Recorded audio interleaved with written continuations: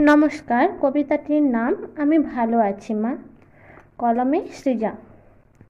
আমি ভালো আছি মা, তুমি যেমন যেমন বলেছিলে ঠিক তেমন আছি। আমি আর আগের মতো বেশি কথা বলি না। কথায় কথায় যে জোরে হাসির ব্যারামটা ছিল ওটাও গেছে। জানো মা, একদিন ভুল করে এমন হেসেছিলাম। একবারই হয়েছিল ভুলটা, তাও সবাই মিলে খুব কথা শোনালো। বলল তুমি কিছু শিখিয়ে পাঠাওনি। আর ওই ভুল করিনি। আমি ভোরে উঠি জানো, সবার আগে আমি, ঠিক যেমনটা তুমি উঠতে। এখন 10টার মধ্যে আমার সব কাজ সারা হয়ে যায়।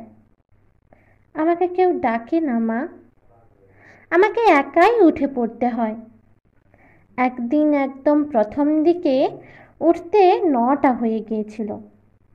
সবাই খুব কথা শোনালো, বলল তুমি কিচ্ছু শিখিয়ে পাঠাওনি। আর কোনোদিন ভুল করার সাহস হয়নি। সারাদিনের কাজ শেষ করে রাতে শুতে শুতে 12টা হয়ে যায়। আবার সকালে ঘুম পায় খুব। কিন্তু আমি ভালো আছি মা, আমি অনেক রান্না করতে পারি জানো। এবার যখন বাড়ি আসবো কত রকম রান্না করব, দেখবে সব পারি।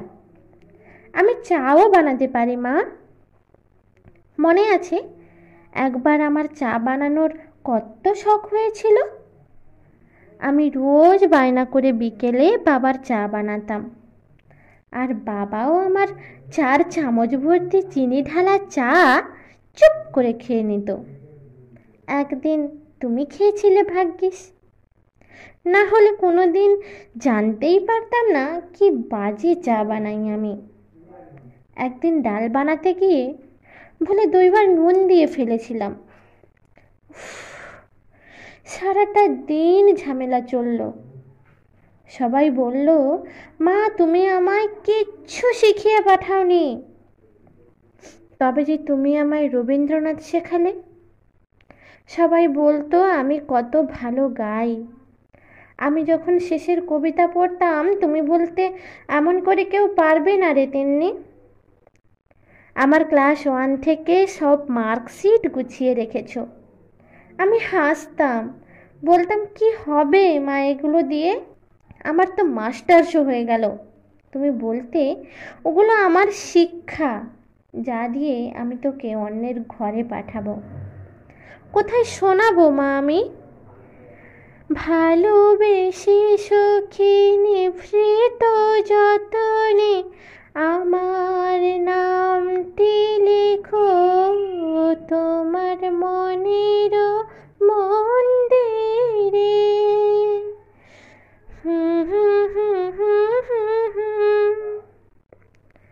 কোথায় খুলে নিয়ে বসবো সঞ্চয়িতা? আমি ভালো আছি মা, সবটা সামলাতে শিখে গেছি। তাও কোনো কোনো দিন শুনতে হয় সারাটা দিন আমি করিটা কি। আমি মুখে মুখে তর্ক করি না মা, কিন্তু খুব বলতে ইচ্ছে করে, খুব। কিন্তু আমার সব কথা চোখের জল করে ঝরিয়ে দিই, যাতে কেউ না বলে তুমি আমায় কিচ্ছু শিখিয়ে পাঠাওনি। তোমার কাছে খুব যেতে ইচ্ছে করে, কিন্তু অনুমতি তো এভাবে পাওয়া যায় না। তাই আর কিছুদিন অপেক্ষা করো, আমি আসবো মা, খুব শিগগির আসবো। তোমার কোলে মাথা রেখে শান্তিতে ঘুমোবো।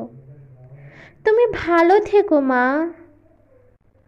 আমি ভালো আছি মা, আমি ভালো আছি। নমস্কার। কবিতাটা শুনলেন কণ্ঠে অপর্ণা দাস ঘোড়ই। গাইস, যদি ভালো লেগে থাকে please do subscribe, comment and share. Please পাশে থাকুন, সাপোর্ট করুন। Thank you very much for watching. Thank you so much. Love you all. Tata, bye by.